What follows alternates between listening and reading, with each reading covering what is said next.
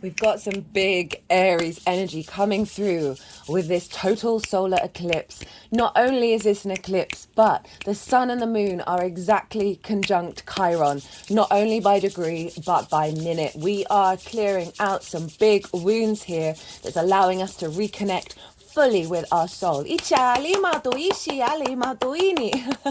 Hello and welcome.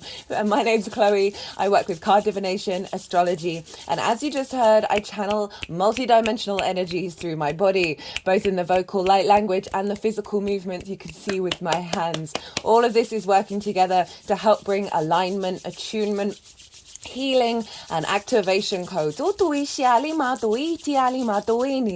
those of you who know your time of birth and your natal chart, I really recommend you check out the sign that falls in the first house first. This is called your rising sign, where your ascendant is. I will be reading for all of the signs as if they are in the first house, so the astrology will link in closest with that. However, this does not invalidate you looking at any other part of your chart, perhaps where your sun and your moon are, because they are getting activated with this eclipse. So just look to wherever that sign falls in your natal chart, look to the house that it's in, and apply the themes of that house along with everything else you've got going on in that sign to the messages that come through. It will be as if that sign has moved to the first house, so the astrology will still link in. You just got to add on a little bit of natal chart meaning maths on top of it. Right, I'm going to keep this introduction short and get on with reading for Leo. Leo rising. How you doing, Leo? So I cut the deck a couple of times before starting this reading, and you got 4 major arcana: the Devil, the Empress, the Chariot, and the Magician. Whoo, big power energy coming in. A recalibration of whatever's held you back in turning that into power through the abundance of the Empress. Italia, allowing you to move through the world knowing you are magic. Italia, for those of you who are new, who didn't quite catch the introduction, I channel multi-dimensional energies through my body. You just heard the vocal light language there. You can see the physical light language with my hands. All of this I work into the reading, and whether you're consciously aware of it or not, they are helping bring healing, attunement, and activation codes in alignment with source and your higher self. Whoo, big Aries energy showing up for us all. I'm loving this eclipse energy. I can't lie. I think it's brilliant. Today is Thursday. This is Jupiter's day, and the sun is conjunct the North Node at 15 degrees. Lots of lovely energy out in the world. Just a real sense of expansion of the self, right? The vision, the clarity, the animation, with the beauty of Jupiter feeding that. So we'll see what wants to come through in this reading. I am going to be breaking down the astrology for Leo in regards to this Aries eclipse. I'm going to be pulling some tarot cards, and then we're going to be bringing this all together with a little bit of channeling. Now okay, firstly, those of you who don't have Leo in the first house, which is your rising sign, look to the house that it does fall in. Look to the themes of that house, and you want to apply those themes as well as whatever else you've got going on in the sign of Leo to the messages that come through. It will be as if that natal chart Leo energy has now moved to the first house. You just got to add on all of that meaning on top of it. Take what resonates, leave what doesn't. I'm going to be talking about the astrology, and as I do, the cards are going to come out. They're going to go everywhere, and then towards the end, the energies that I work with, they're going to do some channeling with it. They're going to put them into the 3 piles that I'm going to be talking about. Speaking of the 3 piles, so the first pile is going to be about the lead up to this eclipse, over the last 6 months, everything that you've been working on, what have you been integrating, and then how is your energy showing up that's going to be working with this eclipse cycle. Pile 2 is the energy download that's going to happen at the time of the eclipse. Okay,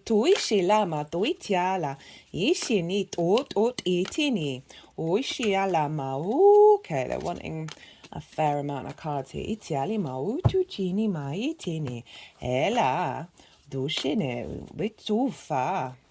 Got a couple of those cards. So actually we've got we've got three. We're just missing the devil here. Each of those cards that I cut the deck for.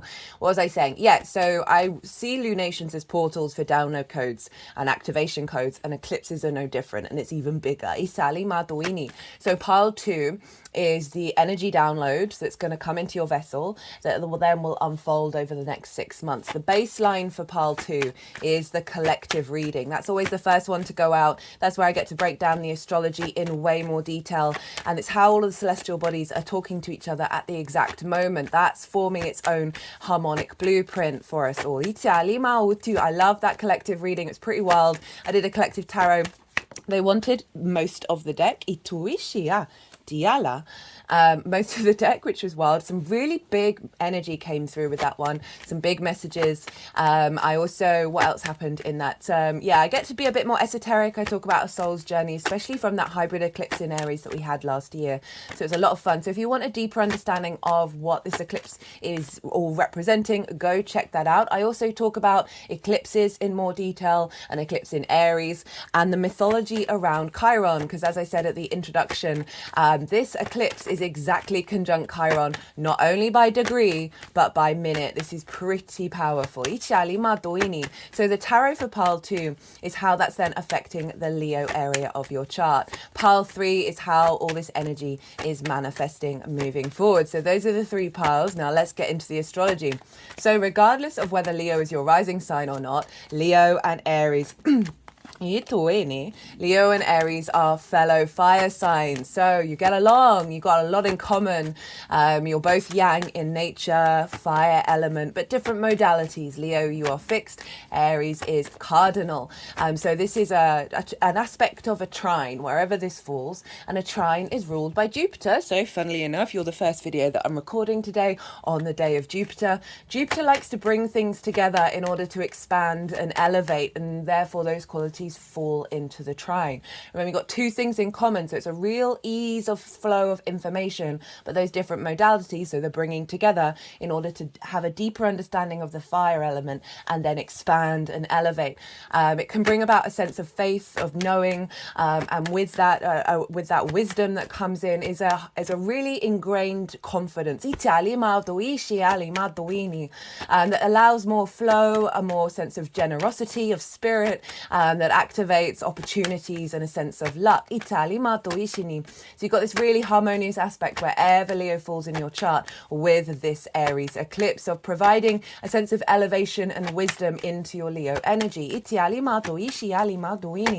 where is this happening for Leo risings? This is happening in your 9th house. This is all about perspectives. The sun is here. The sun is exalted in the 9th house. It's really happy, and it's exalted in Aries. And it's also its favorite place to be is in the 9th house. So every Aries season, Leo, you get a double boost of sun energy that is really then amplified with this eclipse. So I'm not surprised you got 4 major arcana when I cut the deck. That hasn't happened for any of the signs so far. And also, Leo, you're ruled by the sun.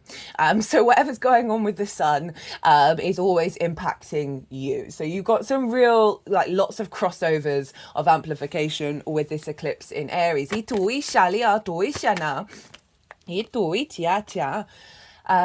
else did I want to say? Brain wipe. Okay, so 9th house, there we go. Thank you. It's all about perspectives, right? It's your morals, your ethics, your philosophies, your connection to spirituality, book religion, nature, science, all these matrices that are bigger than us that we know we're a part of. It's figuring out what those mean to you. Hello. What those mean to you. It's the Aries card. What they mean to you and how you see yourself connecting to them, right? Connecting to society, the collective, to the universe, to God. Whatever these things are, of how you navigate through that. It's all about perspective. It's also about learning and teaching. It's more mastery of something you may have been working on for a while.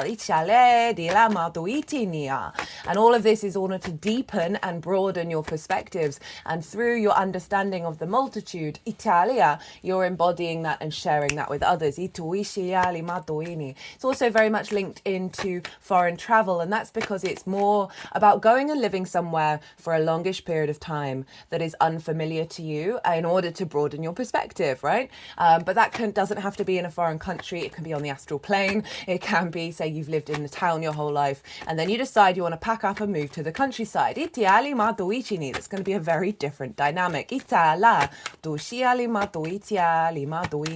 also linked into publishing, the law, and sort of broadcasting out in the world. Just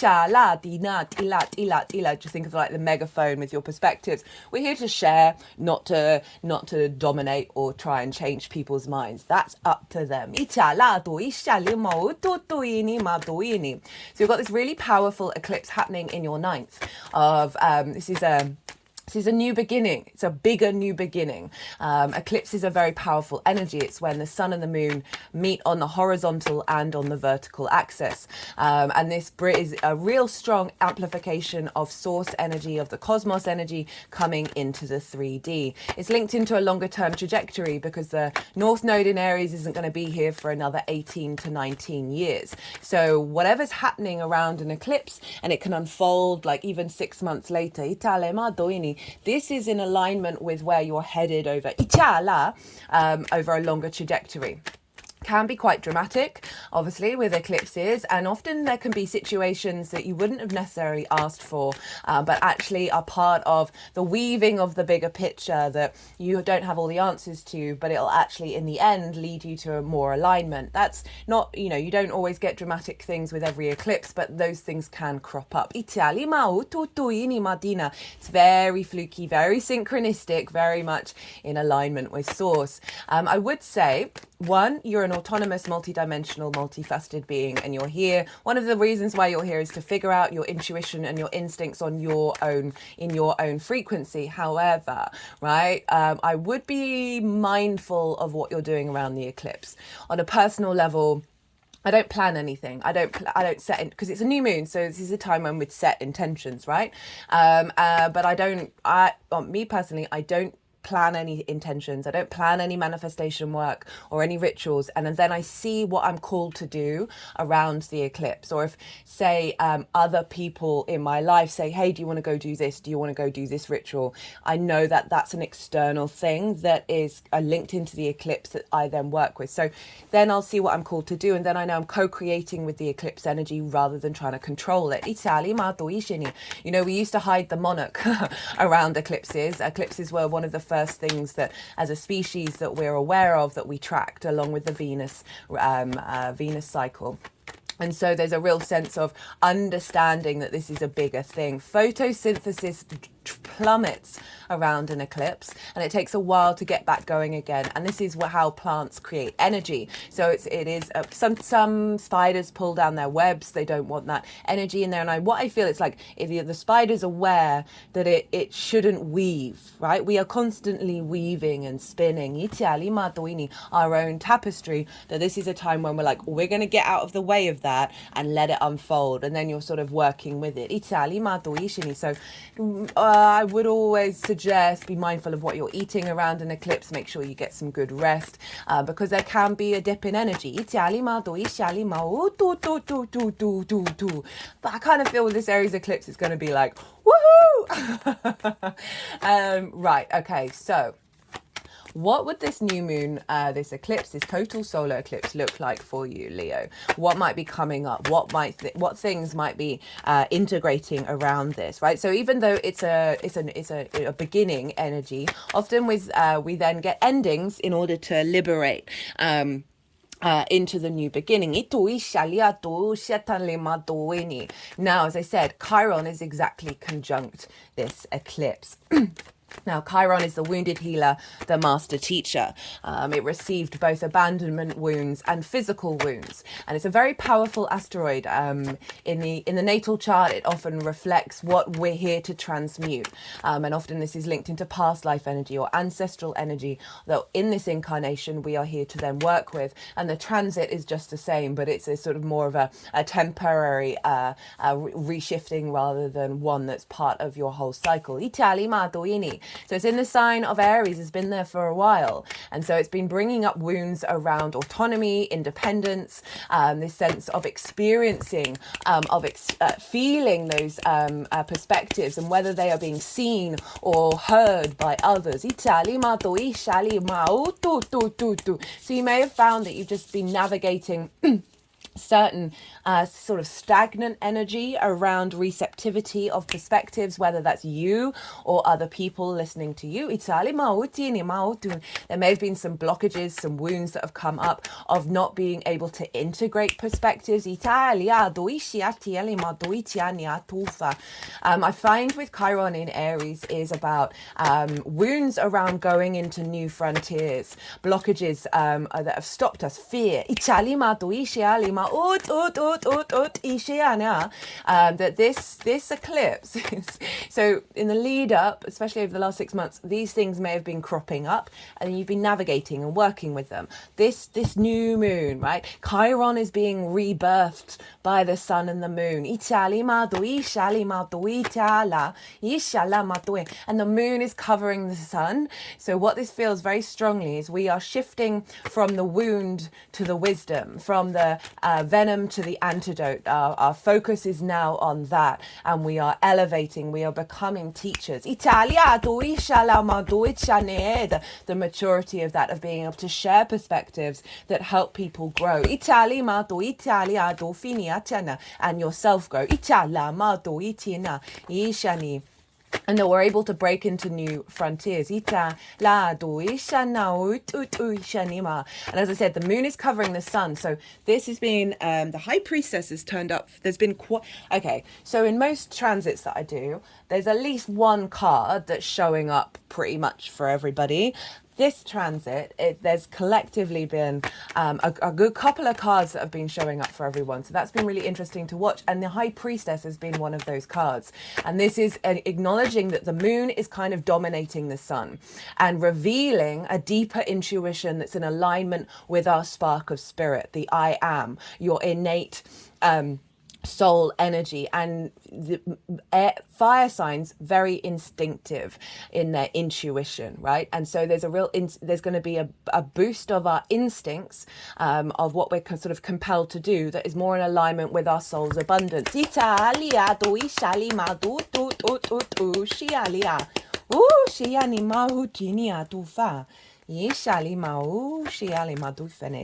Mercury is also in the 9th house. Mercury's retrograde. I've done a Mercury retrograde series, so if you want to go check that out, that is very much in alignment with this North Node energy, with Chiron. Mercury being retrograde here, I talked more in detail about the representation of Mercury in Aries in the retrograde, but for this it feels, because it's retrograde, it has the capacity, because it goes back and forth over the same degrees 3 times. So there's this element of non-linear thinking, of the past, present and future, all being accessible in the way that you instinctively collect information, and understand the networks.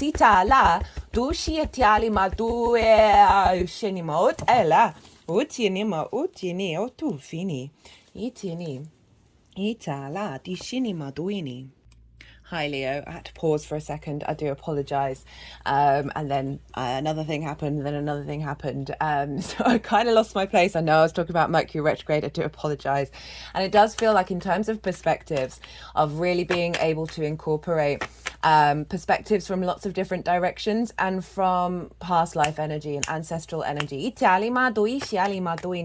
And helping clear out with Chiron those blockages that have stopped you from truly embodying them. The truth of your soul's perspective. The 9th house at the moment can be facing a bit of trauma because of everything that's going on in the world. It can be hard to sort of connect to those matrices in a healthy way. Aries is pretty fearless, so this is bringing in a level of courage, a level of fearlessness, in order to really align you back into your own authenticity, your own sovereignty, and your own divinity. Now, the only other major aspect other than all of these conjunctions is a square with Ceres. And that reminds me, I forgot to talk about what the North Node's all about. So I'm going to touch on it briefly. I've done a nodal transit series with North Node in Aries, South Node in Libra, that's covering the whole 18-month cycle. That's in its own playlist. It's really easy to find. And I would have broken down the North Node in Aries in the 9th house in way more detail, as well as the South Node in Libra for the Leo reading. And also the introductions, I talk in depth about North Node in Aries, South Node in Libra collectively. The North Node is the head of the dragon. It's where we're striving, what we're striving for, where we're headed. It amplifies energy. So it's really activating a forward motion understanding of your perspectives.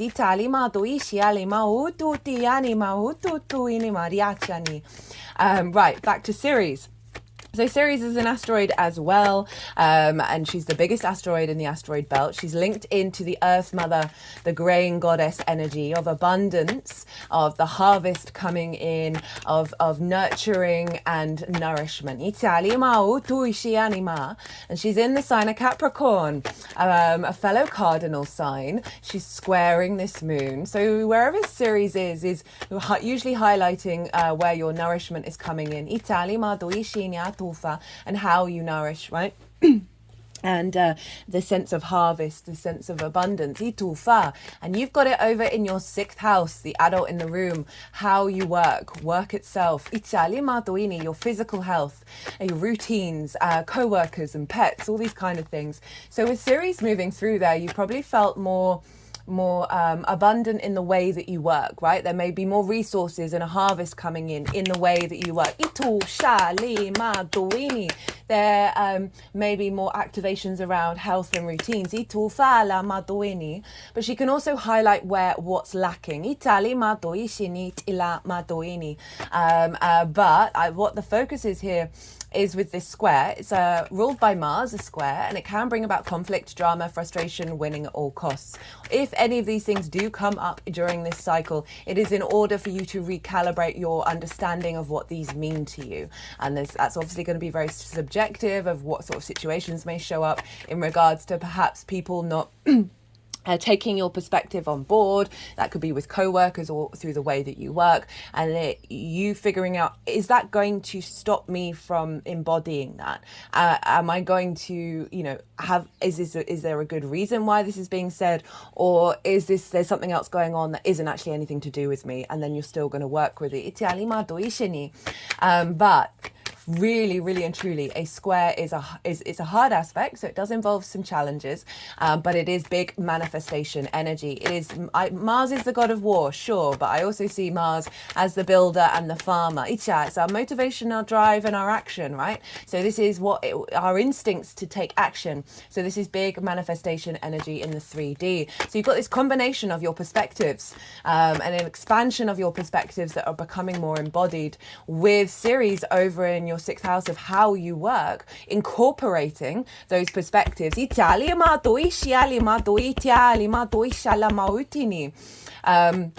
for some of you, this may see a real boost of that integration, of finding more flow, more abundance in the way that you embody these things, in the way that they are received.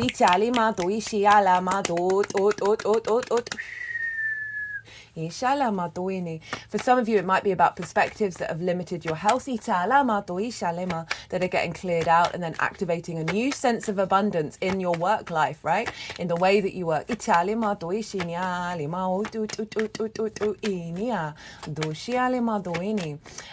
So really, really powerful energy that we're receiving a lot of from that Capricorn, that collective earth energy of the mother, of the earth mother, pouring into your understanding of who you are.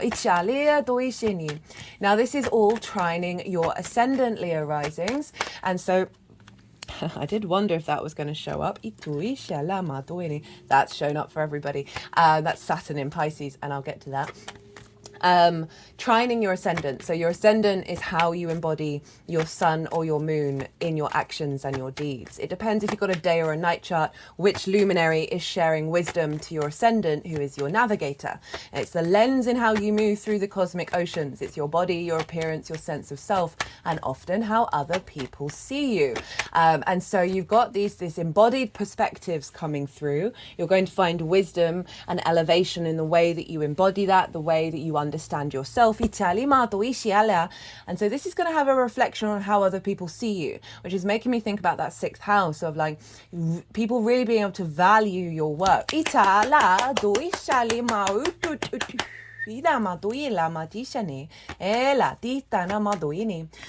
those are the major aspects that this moon is making, this eclipse is making. But we want to look at rulership.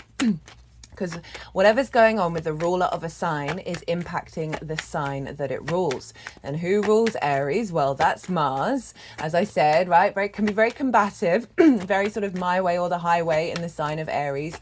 Aries is, as I said, incredibly independent, wants to embody its own experiences and figure things out. It's good at instigating. So it's definitely instigating a new cycle of connection to your source, but to your soul.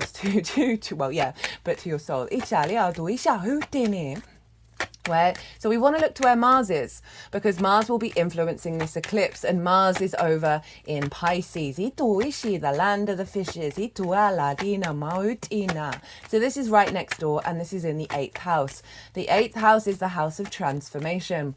It is the outside world's resources. So this can be linked into mortgages, loans, insurance, taxes, as well as bonuses and commissions. So more one-off payments or dealing with the resources from the outside world. It's also linked into inheritance, both 3D and cosmic inheritance. It's a very magical house.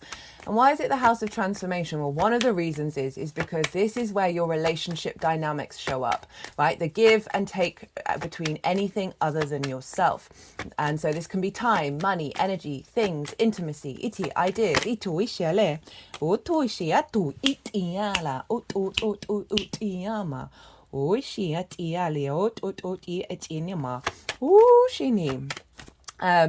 so this is a very powerful house. This is where a lot of we can have scarcity complexes, maybe not getting the resources that you feel like you need, relationship dynamics around sort of codependency or giving too much, taking too much, where things are out of balance. The reasons why it's transformation, because when we interact with anything other than ourselves, it is constantly a loop of transformation, of understanding of who we are in relationship to that. As I was cutting the deck while I was looking at that, I was saying that, and I got the 10 of Cups. I think my brain just completely dumped that out. I think it's the 10 of Cups, the 6 of Swords, and something else. The 6 of Wands. So a recalibration around a new perspective around how you feel in the outside world and how that's reflected back to you, a sense of validation and victory. Because, as I said, we can get this scarcity in the 8th of like, the outside world is a bit of an enemy. Or not a place of abundance.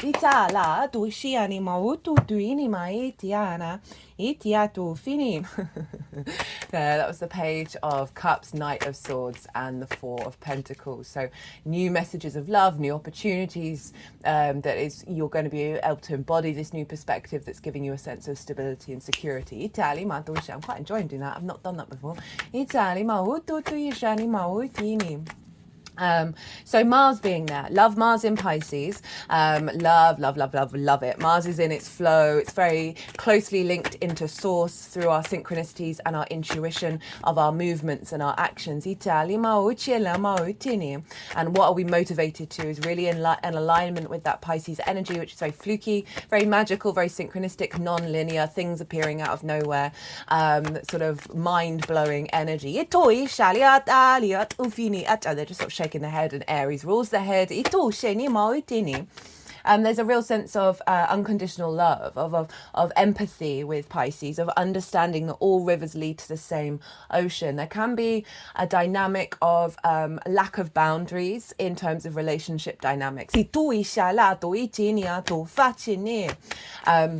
And so Mars is moving through there and influencing this eclipse, and it's very closely to the exact conjunction with Saturn. This happens once every 2 years. The last time it was in the sign of Aquarius in your relationship house. And this is pretty powerful. In the description box, I've written all the degrees and all the information around the eclipse, as well as some key dates that are happening around it as well, and the astrology of that. Just got the Judgment card in the Ten of Cups again, a sort of an elevation, a resurrection, a recalibrate. Again, this is all like a recalibration around relationship dynamics, right? And your motivations around them and the actions that you take with them that are more in alignment with your soul source energy, and it's with Saturn. So this is going to be exact 2 days after the eclipse, and Saturn is all about maturity, a sense of integrity. It's very much cause and effect and karma, this understanding of it and being integral with our actions in relationship to that, and our level of commitment to our legacy. Saturn can be difficult, there's no getting around that, but the energy that I'm getting with these two conjunct one another at the time of this eclipse is bringing a level of maturity and structure to the magic of Pisces that is then feeding into your embodiment. Very much the spiritual warrior of Mars, of being really in a line with your long-term legacy in terms of your instinctive, intuitive actions.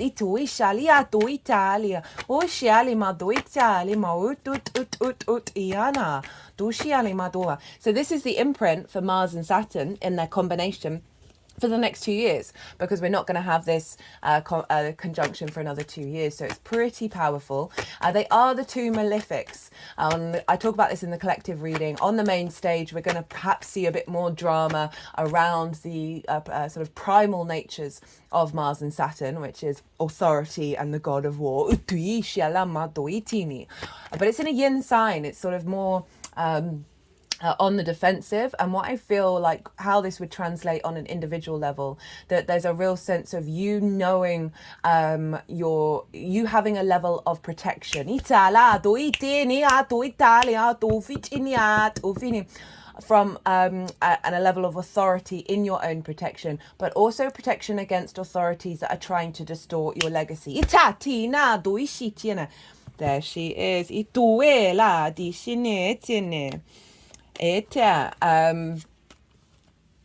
What was I saying? Sorry, when they cut the deck, my brain does go a little bit squiffy. Yeah, because it's a very psychic house, the 8th. Edgar Casey, a very famous psychic, had a stellium in the sign in the 8th house, so was able to utilize the resources of the multi-dimensional sphere. And with Mars and Saturn there, it feels like your actions and your motivations, right, that passion, the sort of the movement energy within you is able to navigate those resources with that structure and that maturity of Saturn. This then all feeding into your perspectives and your ability to share those perspectives. A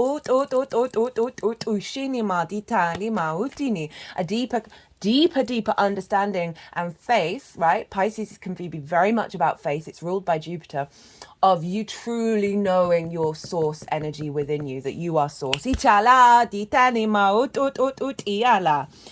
of Pentacles as I say that with the 5. Right. I'm putting the deck down. There's basically most of the deck there. So all of this energy is influencing what's going on with this eclipse, of a recalibration around distorted relationship dynamics, distorted resources, based on your previous perspectives that may have come from a place of lack, a place of fear. The ability to activate the resources from the outside world on the multidimensional level into the way that you embody your perspectives and bring that into your work. Now, Jupiter rules Pisces traditionally, and Jupiter is over in the sign of Taurus. It's so funny because I'd kind of forgotten that, because my brain just sort of drops information, because when you're channeling, it's all about like what's first coming into your head and not like overthinking too much. But I kept wanting to say visibility. And I was kind of like, well, the 9th house isn't necessarily about visibility, but Jupiter's over in your 10th.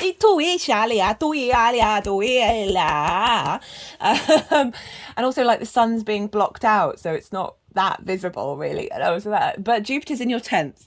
And what is your 10th house all about? Well, this is your life purpose, your career, your reputation, your visibility. This is the point in your natal chart where the sun was at its peak on the day that you were born. And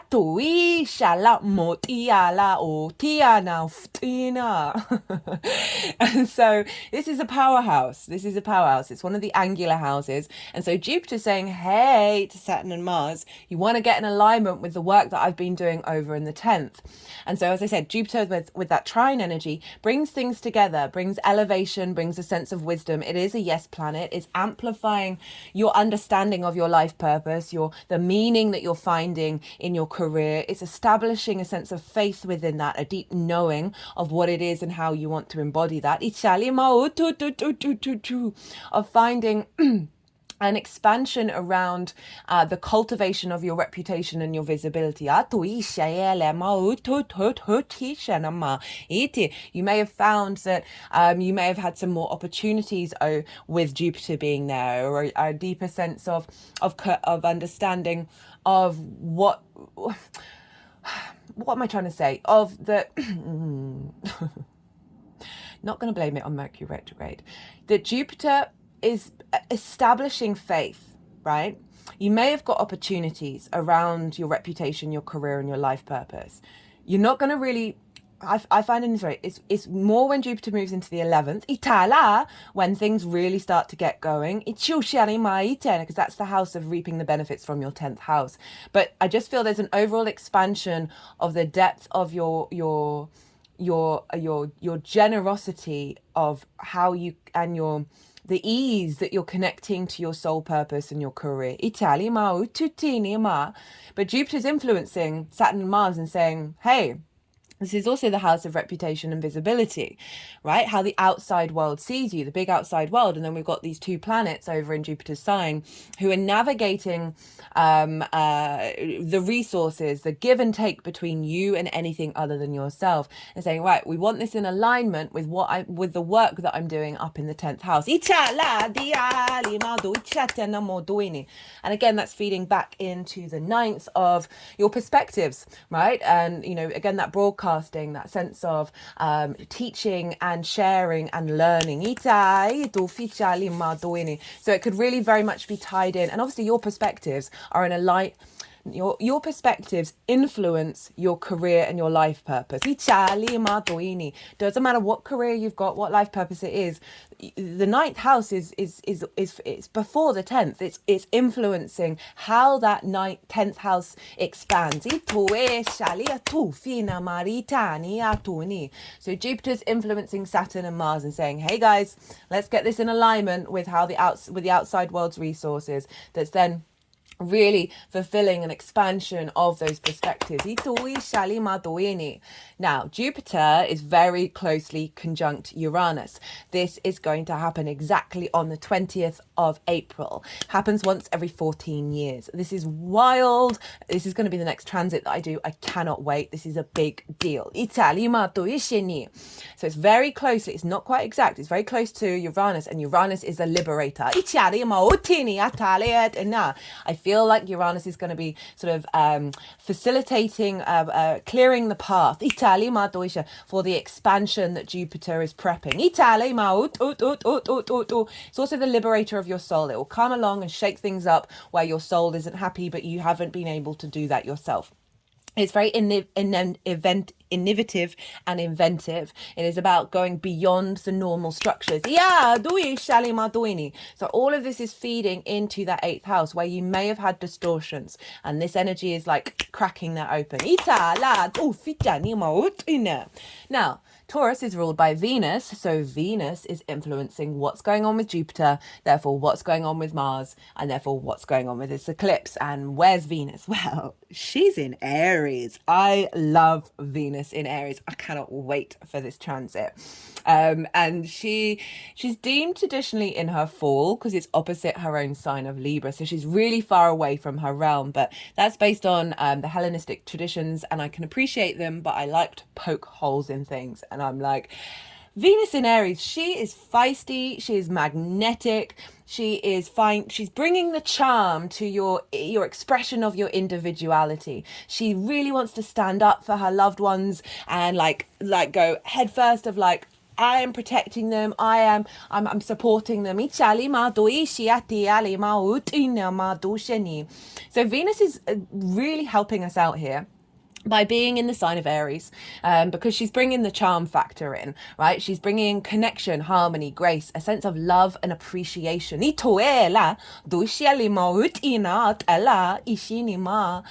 so she's really connecting the dots with all the underlining perspectives that are being launched with this eclipse. That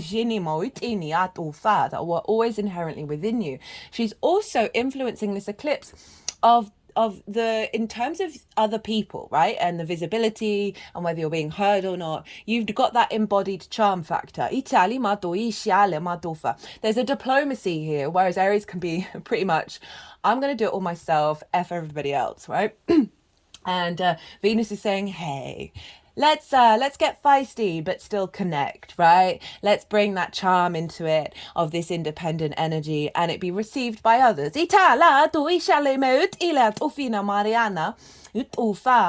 And Venus is being influenced by Mars, who's being a bit of the spiritual smooth operator over in the sign of Pisces, of saying, right, okay, so this is going to harmonize a more synchronistic, intuitive receptivity between you and the outside world, that is just this sense of the magic being poured into Venus to activate and transform.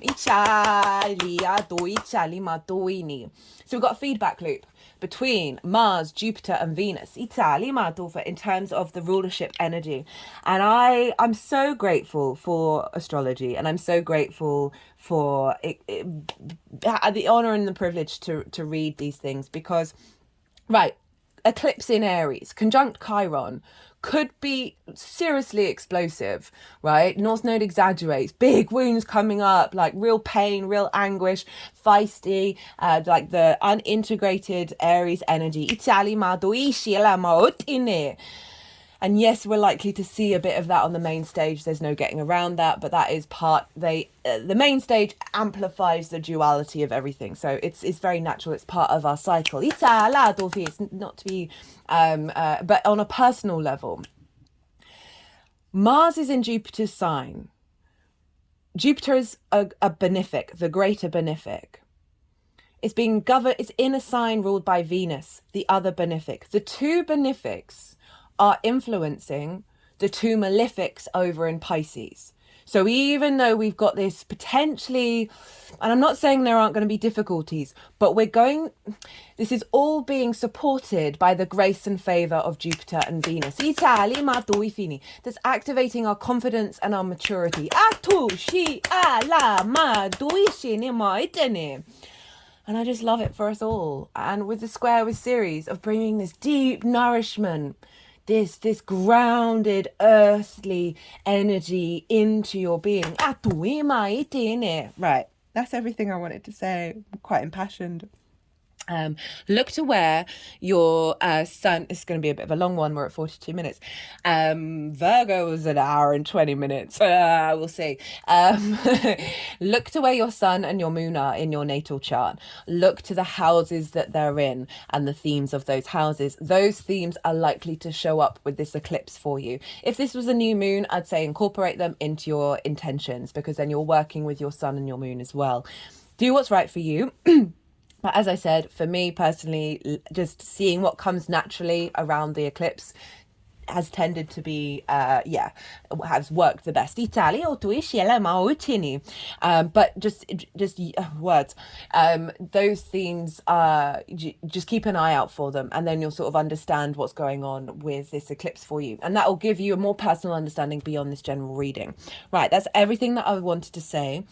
I'm going to soften my mind. I'm going to go consciously quiet and allow the energies. They are going to move through me. They are going to move the cards around. They're going to do some vocal and physical light language. Excuse excuse me, and then they'll do some channeling, and then they'll put them into the 3 piles, and that's when I'll bring the tarot into the astrology. I call you to soften your mind as well. You've just had loads of information. Oh, I just remembered that I forgot something. Let that all settle and see what intuitive hits come up for you while we do this bit of channeling. What I meant to say, right, Taurus and Pisces, yin energy. So we've got this very restorative, nurturing yin energy, facilitating the launch, the instigation of this new cycle. Okay.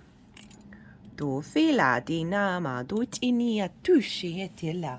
Ot. Itana.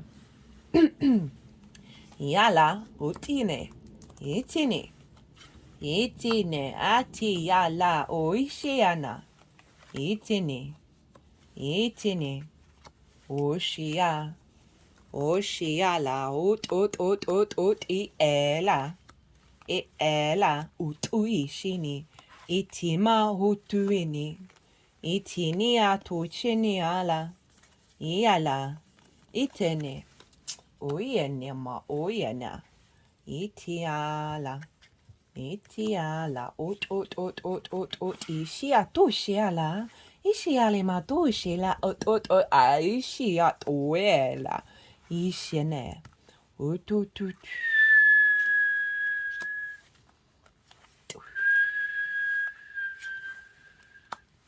Niala, itinia, utinia, ushele, yana.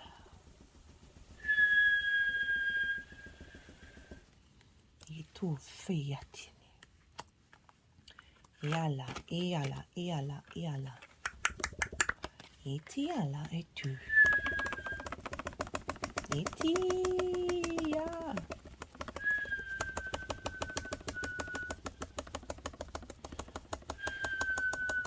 Diala. Dim.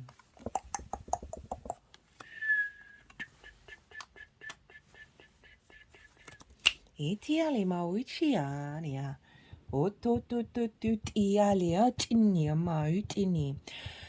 So I've been trying to incorporate very, very quickly what this is all about for each of the signs. I've noticed with this Mercury retrograde hugely, not only have things been going a bit wrong, I've had to restart the introductions for most of these videos more times than I've done in a very long time. But I am noticing slight little things I'm doing differently instinctively.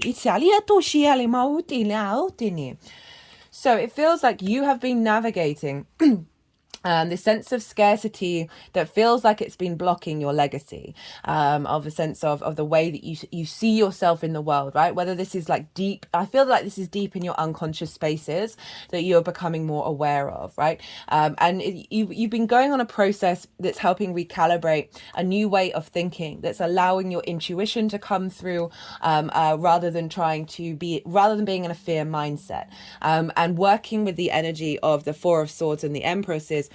You've been cultivating, really embodying a real knowing of feeling held by something bigger than you, that there's an anticipation of the fertile you're creating fertile ground within you. Three of Swords in reverse, a releasing of grief and heartache. What do we have here? We got definitely a release from a lot of karmic perspectives that have immobilized you, that may have felt like betrayals in this lifetime, realigning with the past, right? And also I feel very strongly, especially with the King and Queen of Cups, of receiving a lot of wisdom from past life energy, a lot of intuition, and sort of there's a heightened psychic energy here at the end. I'm moving away from sort of chaos and not having momentum moving forwards, getting in your own power, acting on your own power, a shift of fate. Feeling more good about yourself. This is moving into a cycle of no longer a constant process of releasing old patterns. It feels like there's a lot that's being cleared out. It's not that there won't be more further down the line. The more we get in tunement and in alignment and integrated, the more that we start seeing those tiny little threads. This also feels very much like an inner death of anything that's had an authority over you, that is no longer has a place in your current timeline, entering a new timeline from a heart orientated space with the clarity and vision of a new perspective that's allowing you to move through the world from a place with the where did the chariot go? Move through the world with a sense of victory that's facilitating your 3D abundance, heightened intuition, or knowing, because you're knowing yourself, is releasing grief, again moving through the world. And then we've got the 7 of Wands. This is about really knowing your own worth when it's in reverse. And then we've got the Magician with the Queen and King of Cups. So this feels like that Saturn Mars energy, pouring that into Mercury of your connection to source and your ability to co-create, that's bringing about abundance, actions into abundance. Italia. Itiana ma ut iane ela mot iale ut ini it ale itu fiani itu ini atale ma. And the 2 of Wands in reverse, I didn't mention this. This feels like there's been a block around you going out into the world. Italia do itina. Itia to fitini itinia to itini. It in it la it in it it in it it in it it in it it in it it in it it in it it in it ishina ma ot vitini ma itufa di shit in ya tinit unu to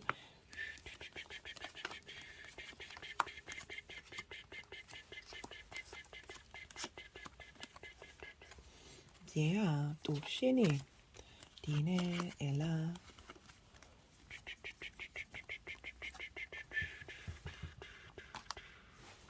Yalama tu shini. That's the first time that's happened, where they've put basically all of the cards in the same spots. Itala. So let's get on with this, Leo. 51 minutes, eh? So this is the lead up to the eclipse, and then your energy that's going to be working with the eclipse. We've got the 5 of Pentacles, the 3 of Swords crossing it, the 2 of Wands crossing it, 2 of Swords. There we go. 8 of Cups, 4 of Swords. So again, this is, I do apologize, like usually they move them around, but very, very clear message, right? So working through scarcity, working through the sense of isolating, left out on your own, of run down, exhausted, right? And that inner perspective,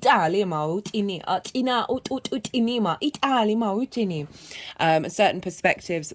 And as I said, these can be deep in the unconscious spaces that have just felt that have been showing up in your behavior mechanisms and your understanding of yourself and how you look at the world. We've got the 3 of Swords kind of crossing it. And this feels that you've been spending this time navigating through grief based on perhaps these circumstances, because it's neither fully upright nor fully in the reverse, so they haven't quite fallen out. You've understood that you've gone through this process of integrating. And then we've got the 2 of Wands, which is getting the lay of the land, really. So this figure here, they are surveying their environment. So with these changes, you've just been in observation. This is long-term manifestation, whereas before it felt like there was blocks around you going out into the world. This feels like, in this case, over the last 6 months, you have been cultivating and understanding you've needed to pause in order to know that there's a transition happening. And it's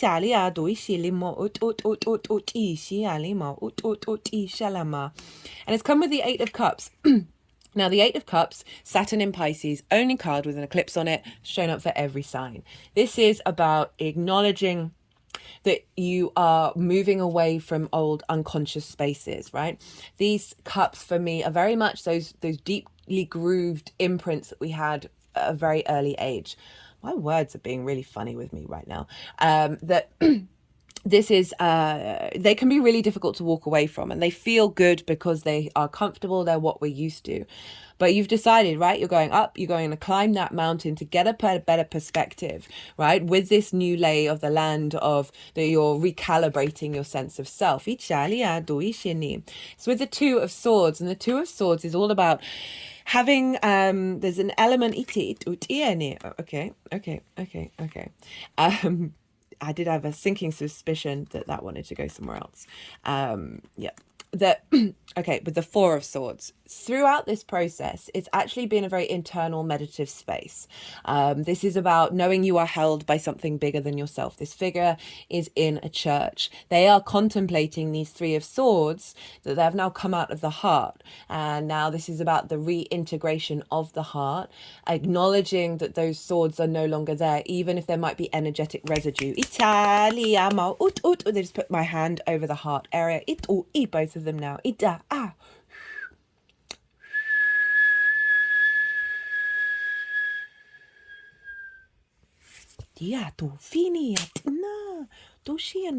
And you see here the Ace of Swords is underneath. You're recalibrating to a new perspective.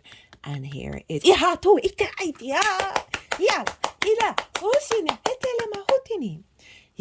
So this is your energy, your what you've been working on over the last 6 months, and it's been bringing in a new perspective. I love the Seven of Swords. It's the color of the sun. It's a really positive card. I don't understand why it's like, someone's cheating on you. It's like, okay, maybe, but this figure is stealing away the Five of Swords. The Five of Swords is one of the most sort of sharp and angry cards in the tarot, right? And this figure is stealing them away. So that means they're doing something. You're doing something different. You're trying to take away the conflict of your mind in those perspectives. You see there, the Two of Swords are left. And what do we have? And this is the moon in Libra. So this figure has reached a new land, and they are now in meditation to understand who they are in this new landscape. There's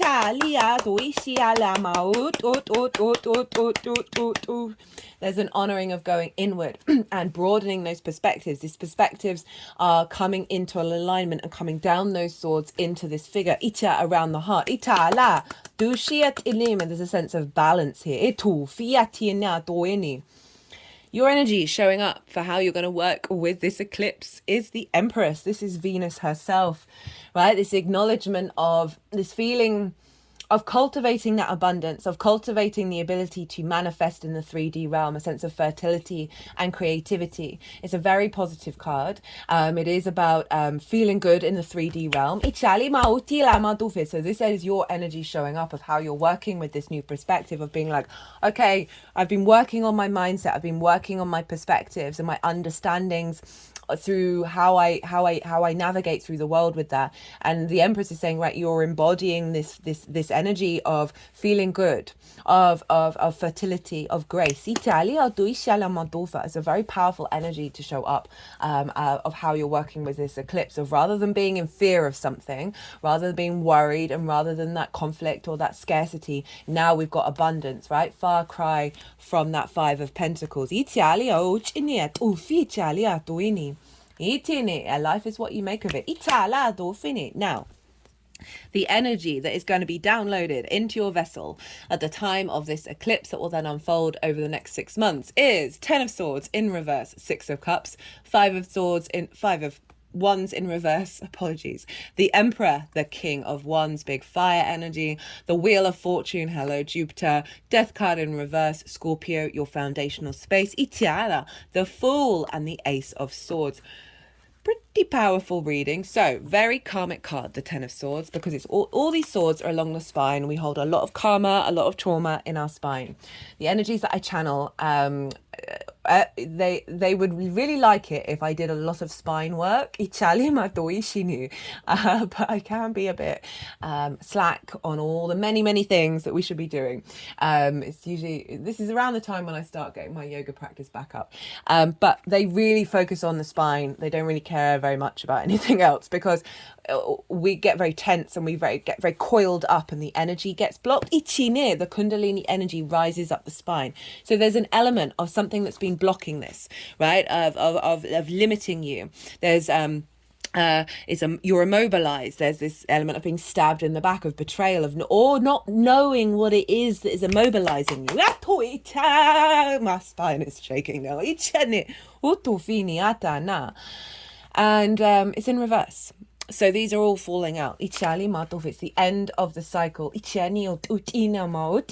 this. And it's mine, so it's perspectives. 6 of Cups, again, finding peace with everything that's come before, and seeing the flowers, seeing the abundance in it. This is also the biggest house in tarot. There's an element of safety and security coming in, of this embodiment of Venus, right? Of just feeling safe within yourself, and then more at ease. I also get with this, because of what's going on in the 8th house, is the ability to the aspect of perspectives and linking to matrices that are not just in the present moment.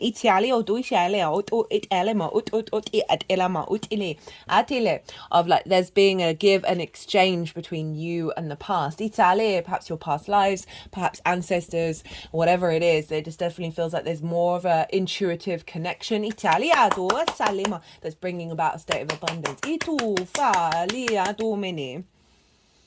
5 of Wands in reverse. So this is kind of chaos energy, right? It's not as quite as conflict driven as the 5 of Swords. There's movement, there's no momentum. There's things that what this feels like is perhaps you expressing your perspectives, right? Or embodying them as just kind of brought like low level conflict.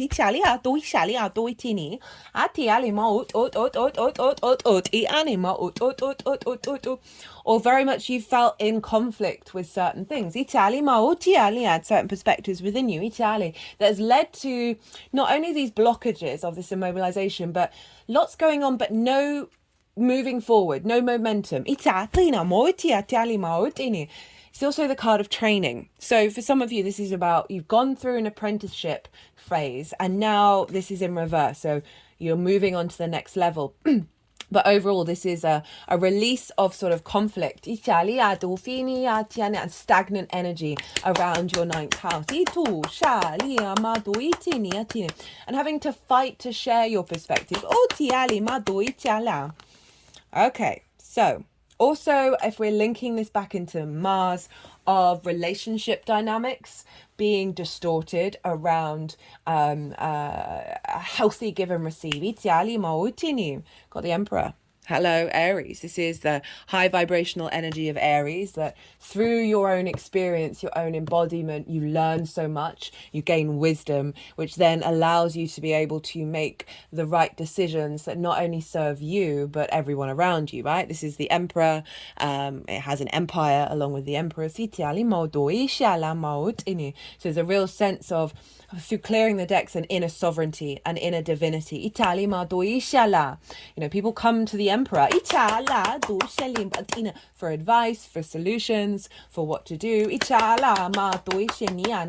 that could be, for some of you, it is the house of teaching and learning as well as perspectives, with that 10th house energy of you gaining more respect in words. Wow, today, this is worse than Wednesday, which was Mercury's day of the Mercury retrograde. That there is a real sense of honor of how that's received, rather than the conflict energy. And it's not that you are the only emperor, right? It's that we can all be leaders in a room and still be able to communicate, and then not be the unintegrated egos puffing themselves up. This is the opposite of that. The best emperor doesn't want yes men around it, doesn't want to be in fight. It's like, gonna listen. We're all gonna listen to everybody's perspectives and then figure things out. Whoo! King of Wands. So another fiery yang masculine energy coming through, right? The kings take action. They're sovereign in their nature, right? This king basically looks like it's about to leap off that throne and go into action. Very transformative energy. There's a sense of movement here, of you being in command and embodying that and taking action through these perspectives. Very creative, very transformative, very virile, lots of energy. Itala. So if you've been drained of your energy, right? Remember that Five of Pentacles, they're worn down. They've had accidents. They've had health things. I talked about Ceres with the health things. This is saying big energy, vitality is coming in. Itu ishala. Wheel of Fortune, this is Jupiter, Ichana. So this is, the wheel is turning up, big fated energies coming in, and a mindset as well. So think of the mindset of Jupiter, of the Wheel of Fortune in the upright. It's a big yes card. It's a really positive card that whatever's been going on is shifting and changing to the better. Ichali maut ini. So that links back into your 10th house of your life purpose and your career. Life purpose doesn't have to be career. It can be facilitated by it. This sense of visibility, of reputation, all of those things going on the up. Itana, the death card in reverse. This is your roots and your foundations, right? And this is also, the 4th house. So it feels like there's a release of a drain in the 4th. Italia tu ishalama, as well as like an inner transformative energy. As I said before, like I think what I said before about this was, you see here the monarch, right? The monarch is no more. This represents things that have had an authority over you that don't serve you are being released. It's the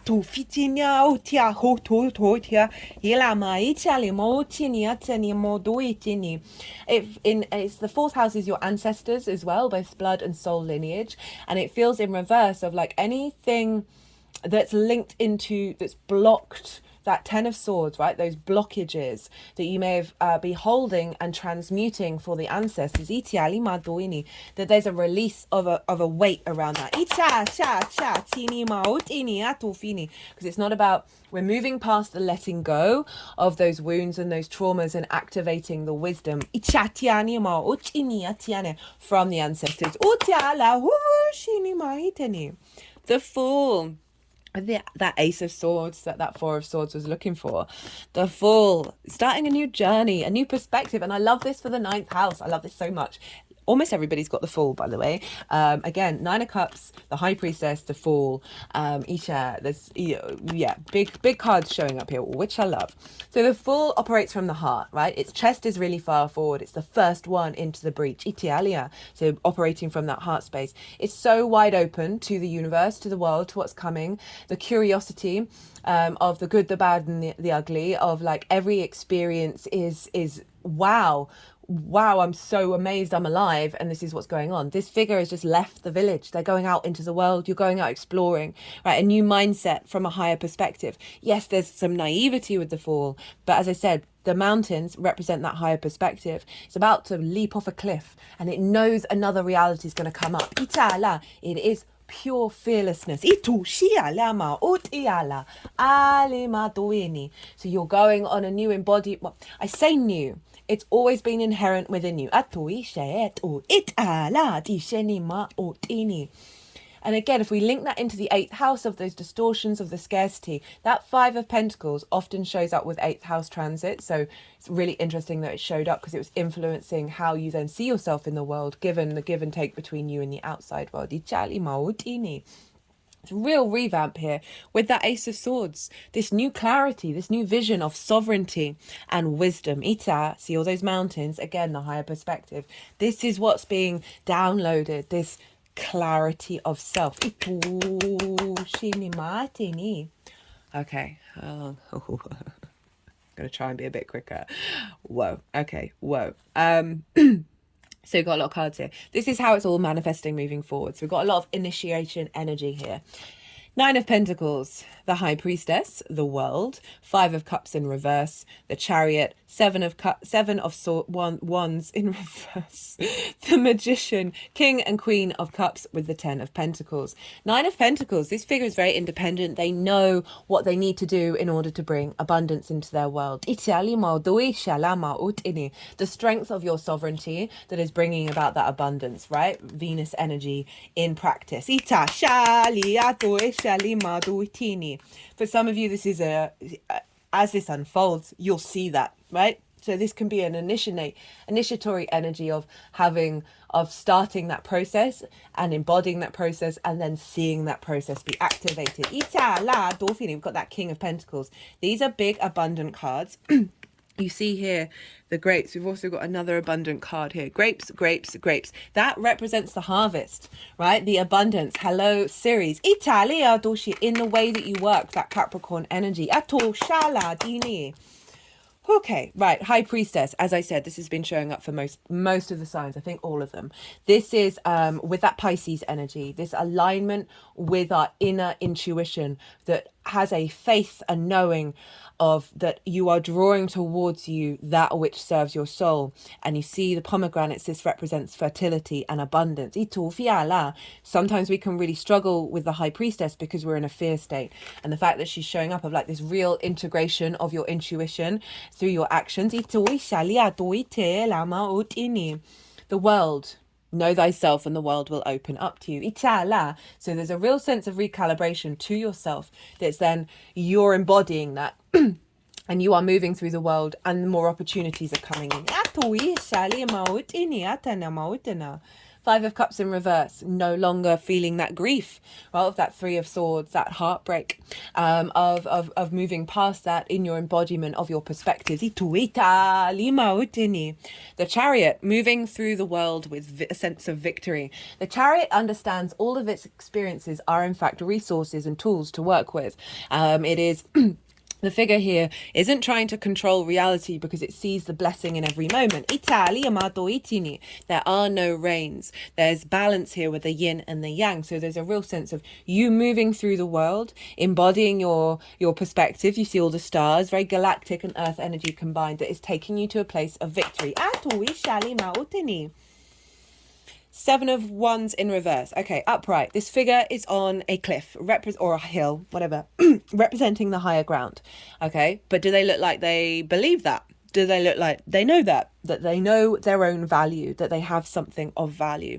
They're in fear mindset, scarcity mindset, competition mode.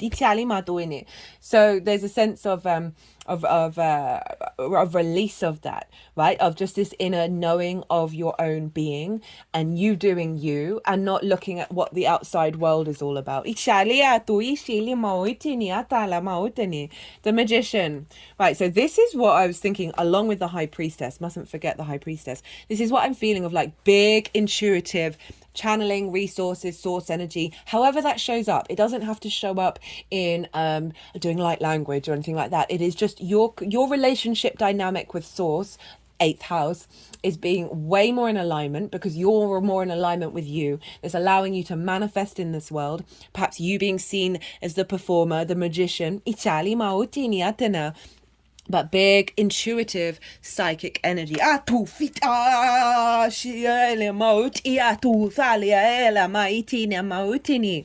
know, the Queen and King of Cups, they are very serene in their nature. The Queen can see far and wide and she is not in fear. All right, her perspective is she can see into the future and she is serene. She's turning into the ocean. The King of Cups is floating on a very wavy, bumpy ocean on a stone throne. There's a potential catastrophe happening behind it, and he doesn't care. Not bothered. This is about emotional control and therefore harnessing our intuition, releasing trauma patterns and limiting beliefs of perspectives. The more that we do that, the more in alignment we are with our intuition because it's not having to fight through the trauma. Overall, feeling very confident in your intuition, in your emotional body, that is allowing you to truly embody and be joyful on the pleasant world, in the present moment, in this 3D world, in the pleasant world. Oh my goodness, that's jokes. 10 of Pentacles. This is taking you to your legacy, right? This is a city. Cities take ages to build, so it's a long-term thing. Whether it's like super long, whatever. It's just think of that Saturn energy of the legacy of your soul's frequency. They've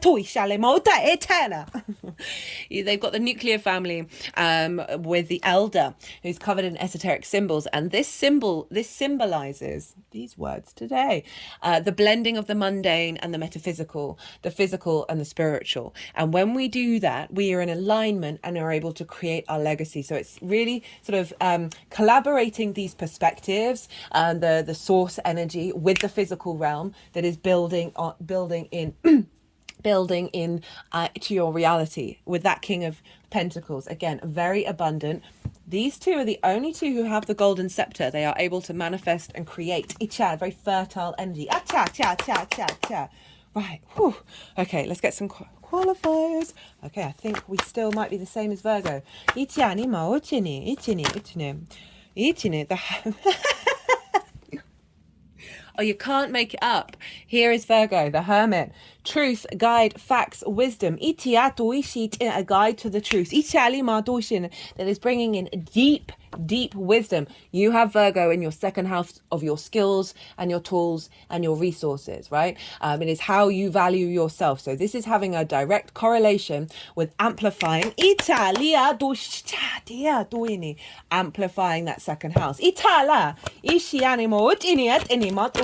that's how you make a regular income. So I'm not surprised that 9 of Pentacles showed up, because she's all about the dollar. I'm being so weird today. Nature, perspective. China. Ninth house is about perspective, getting to your true nature. The more, I can't stress it enough, the more that we're in alignment. The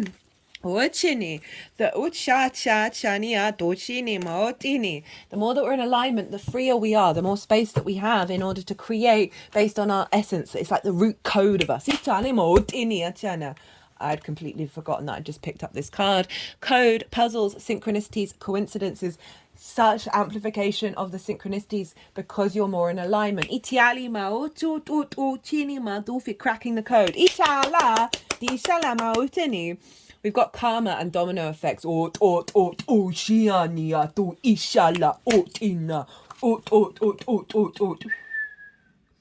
feels like that heavy energy with that 10 of swords. That then is turning into things are just going to start, like, knock that domino and moving away from that stagnation to just observing everything unfold.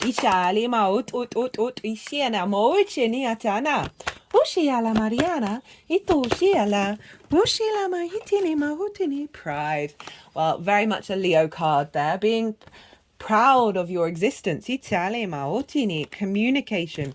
That's very much, yes, that's the third house where Libra is the south node, so it's going to feedback loop into that of your expression, of your perspectives, going on an adventure, Leo. Rebirth. Right, okay, I'm going to leave it at that. So this could be, some of you may be traveling, maybe going to different lands, both on this dimension and other dimensions. Right, Leo, I'm gonna wrap this up. I had so much fun doing this reading. I hope you did too. If you enjoyed it, if it resonated, it would be an honor if you hit that like button. Bring me a lot of pleasure. If you want a personal reading, perhaps about this eclipse or the upcoming Jupiter and Uranus conjunction, my website is in the description box. It's new. I launched it at the spring equinox. Had a lot of fun playing with the AI art. Be good to yourself, Leo. Be good to those around you. And most importantly, be well until we meet again.